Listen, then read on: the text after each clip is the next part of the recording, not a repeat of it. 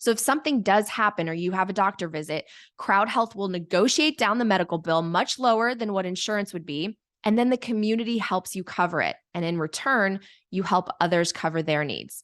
For more information, you can head to joincrowdhealth.com/Natalie. And if you use promo code Natalie, you get 6 months for $99. All right, next up, I Trust Capital. I Trust Capital lets you invest in Bitcoin for your retirement with the tax benefits of an IRA.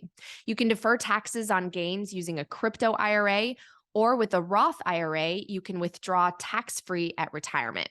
And here are some important things to know given the recent crypto contagion.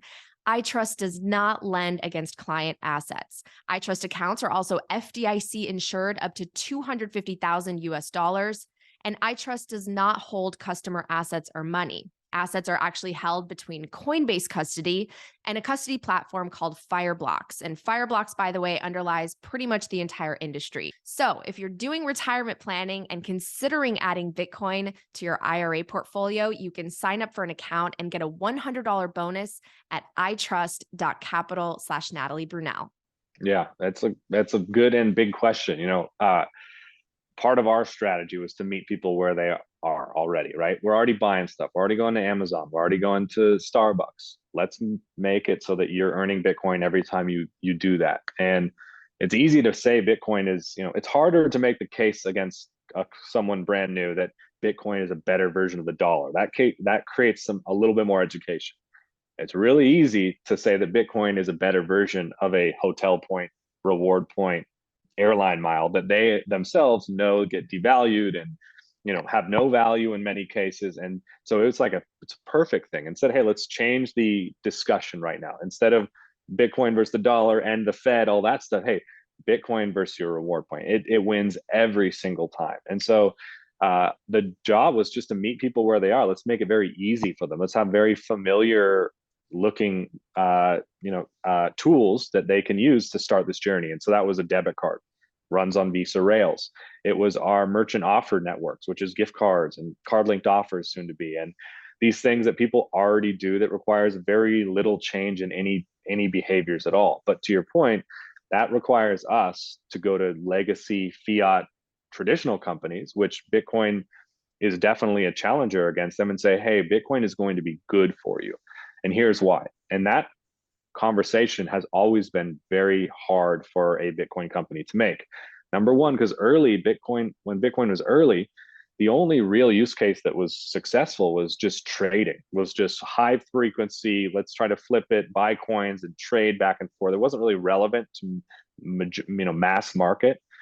And so when Fold came out, the vision was, hey, let's create a rewards company that can change people's loyalty. They're gonna, if Uber comes to us, you're gonna have Lyft wanting to come to us too, because people want to earn Bitcoin by going with Uber and using this thing. We had to prove that out over probably over 2 years before merchants started to really understand the power of this. That number one, Bitcoin, the people that hold Bitcoin and care about it is not a couple thousand people. It's tens of millions of people, and they are more motivated than your average consumer. And so they will change their allegiance, their loyalty, and Fold got all this data around this so that we could show that someone who came in saying, I am always, allegiant, have allegiance to this company, changed it immediately when the competitor comes on board with Fold. And it was a really powerful value proposition for these merchants, because, before, Bitcoin adoption in terms of merchants was always like, accept Bitcoin as a payment. And they would do that, and no one would use Bitcoin as a payment for many reasons. Number one, because not many people had Bitcoin. Number two, not many people wanted to spend it. And so these merchants would say, well, Bitcoin didn't help my business. In fact, it created a bad PR moment for us and more complicated payment processing for me. But when you talk about it from a rewards perspective and say, hey, I will bring hundreds of thousands of new customers to you who will totally become your most loyal customers, that is when they start to think about this a little bit more. And so we were able to create these partnerships. From there, Visa saw how fast our rewards program was growing. We approached them with the idea of creating the Bitcoin rewards card. They said, great, we were the first Bitcoin company accepted in their fast track program. We brought it to market. The Fold debit card became one of the fastest growing debit card programs ever to launch on Visa. And what it Wow. did was it one of these things is numbers don't lie. Like we can talk a lot about, why or why not you should or not adopt Bitcoin, but that the world really works according to show me the numbers, show me the money. And our conversations got easier and easier. Number one, because we are a good company that takes care of our users and our partners. We don't do a lot of the things that unfortunately loses a lot of credibility for our industry that we've seen over the past couple of months. But also we bring good business to those that work with us. And so that has just opened doors time and time again. And that's the blueprint we kind of run on is let's align incentives and just grow. Right. I want to talk a little bit about how you've been growing in a bear market as well. You've made some really exciting announcements. And you're right. We've seen some of the other companies wash away in the space. There was another credit card that offered rewards, and now that company's gone. And we don't have to name it, but it's gone. And so clearly, you guys have been doing something right. Can you talk a little bit about building in this bear market and the challenges, but also the opportunities maybe it presents for the industry? Fold has now gone through a couple market cycles with Bitcoin, bears and bulls, and so we've been able to learn a little bit how this works. And uh, the bear markets are for creating all the value that will be used and demonstrated in bull markets. If you're trying to do that during a bull market, you're way too late because the growth is way too fast. Bitcoin's growth cycles during bull markets bring in millions of people, on a daily basis to this new thing and exposes brand new people. And so you really need to make sure that you can not only survive through a bear market, but continue to build. And build. The unfortunate part about that is a lot of bear markets are also the times when Bitcoin's credibility or reputation is also not as bright. It's not the hot thing anymore. And so it's harder to get these. Sometimes it's harder to build, and it's much harder to build when you have to rely on partnerships. And so building a business that has a good reputation in bull and bear markets, and that says that we take care of our customers are aligned with us, our incentives, helps us go and in bear markets say, okay, there's this side of the industry that for whatever reason made these business choices that were bad for their users and bad for their partners. And then there's this side, and this is companies like Fold that we do it right. We show a pathway, number one, how to survive, but also how to thrive, and our partners thrive too. Watch, go ask, go ask a Visa or our banking partners or anyone else, and they will echo this sentiment. And this allows us to continue that momentum through bear markets. And so one of the things that we were able to just announce was that Fold will be operating globally for our rewards program, and not only that, get help directly from our banking and card processing partners to move very fast, which is something that's nothing ever happens fast in the traditional banking industry. So that was a huge thing to be able to just get during a bear market. At the same time, I think 3 weeks before, there was a Forbes article about how Visa is ending all relationships with crypto businesses. Right. And I'm sitting on this press release being like, well, not this one. And that's a lot of being working in the stage of not just being the example that you would want to partner with, and just continuous to focus on that, because the more you demonstrate that, the more that in bad times people are going to stick with you and be loyal. So I think it really was just a demonstration of years of work really to get things like that to happen. Wow, for sure. Well, having been through several cycles, is there any lesson that makes maybe this bear market different that we can learn from, especially for the newcomers? I have a lot of people who watch the show or follow my content because they're trying to learn, and they're starting from ground zero. They're just dipping their toes in, and something like this might be really interesting to them because they're already spending the money right on different things in their lives, and now they can earn Bitcoin back. But what's maybe different about this bear market, and what's the lesson that can be taken away? I think this is one of my favorite bear markets that we've had. And that's because most of Bitcoin's bear markets have been in times when the greater economy is either doing okay or doing very, very well. And so it's always hard to have, Bitcoin go into a bear market when everything is ripping and people are like, wow, look at what a scam, a failure, a debt, whatever they're going to throw at it.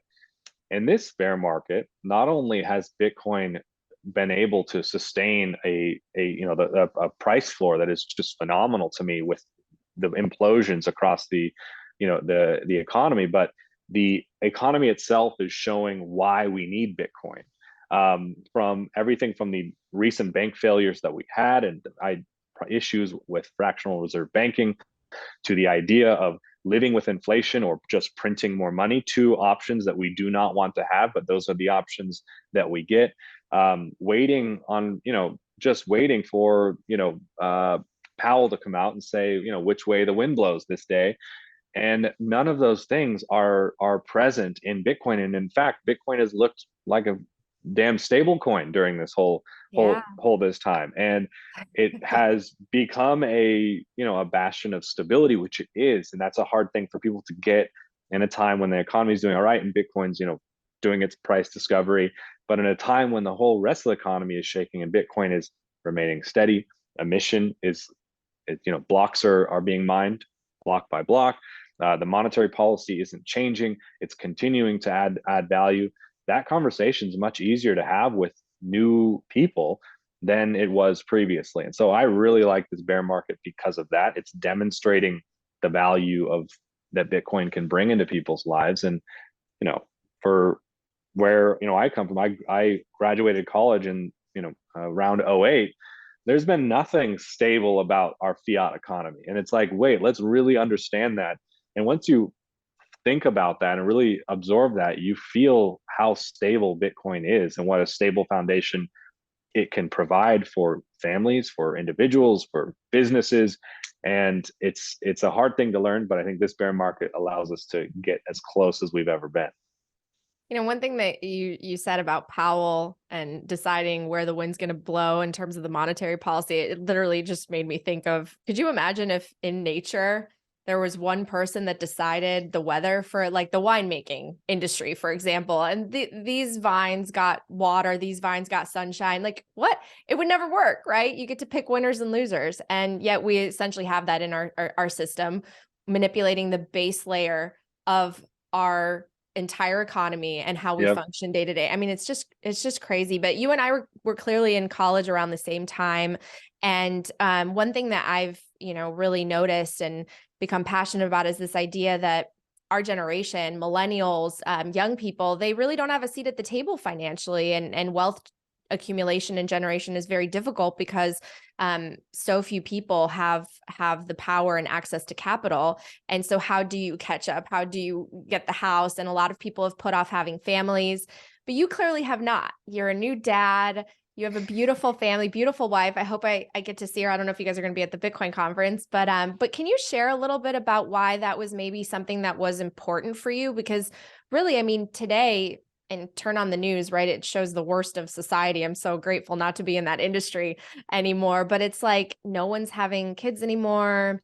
Everyone thinks that the world is going to, blow up in a climate emergency. It's like all so negative. And yet there are Bitcoiners who are thriving and creating abundance and building families and teaching their kids about Bitcoin. So why was that something that was important to you?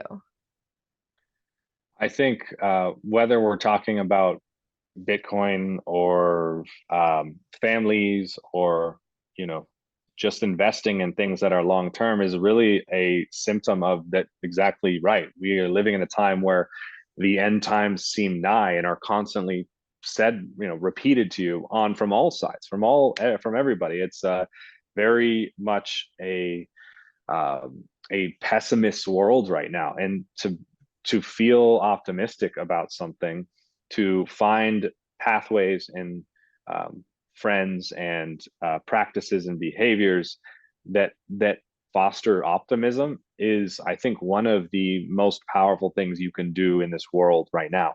Bitcoin is one of those things that is a fundamentally an optimist technology and optimist culture. Building a family, I believe, is a inherently optimistic statement. It's saying, I believe in this next generation. I believe it will be good. I believe things may not be good now, but it will be, whether it's something that we do or that our children do. It is a believing in a future. And I think, I think I certainly have been in places in my life where I have been over, part of a nihilist, perspective. And I think this world is breeding a ton of nihilism. And so anything that we can do surrounding yourself with the things that breed optimism, and it's a kind of a cyclical thing, is a thing that's going to make your own life way better. And it's something that will just have an ambient effect on those around you. And so again, there's a couple optimist technologies that we know: Bitcoin, childbearing, family creating,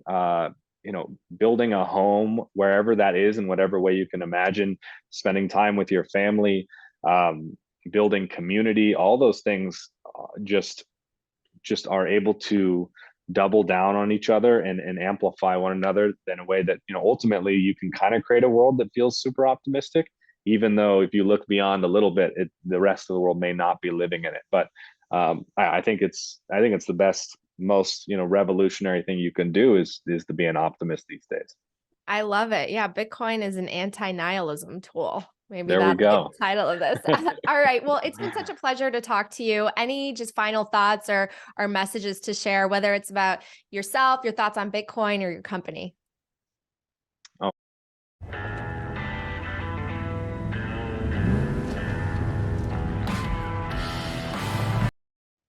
Oh man. Well, I think I love the Bitcoin community, how tight knit it is, how the fact of, when you build something, you have an inherent group of people who are there waiting to try it, to give you feedback. And so anything that you want to see about Fold improved, like, my DMs are always open. But I encourage you to not only do the ones that are the Folds of the world, or your other sponsors, our good friend Swan, but contribute to open source projects, download open source applications, get on Nostr. These things are the bedrock that will allow us to go for the next 10 to 15 years. Whereas these on ramps now that we have and that are building, Fold being one, is incredible, and it will bring new generations of Bitcoiners to the space that otherwise would not have entered. But at the end of the day, we can't forget the projects that also normally don't get the funding they need, don't get the users they need. So give them feedback, use their tools, and I think ultimately we'll be set up for a good future with a lot of cool new things to use. And then the other bit is support our wonderful Bitcoin educators and creators. You've been an amazing inspiration for us at Fold. I know everyone listens to your show on the team, so we are very grateful for you as well. Well, I'm very grateful. I'm honored to be partnered with Fold. So I hope everyone does, get the app and the Visa debit card. You could go to foldapp.com/Natalie. They'll give you some free sats because they're so generous. And it's just, I'm actually going to put my dinner tonight with Natalie Smolensky, one of my favorite Bitcoiners, another Natalie in the space. I'm going to put it on my Fold card tonight. But Will, thank you so much. And I hope to get to see you and your family soon. We will.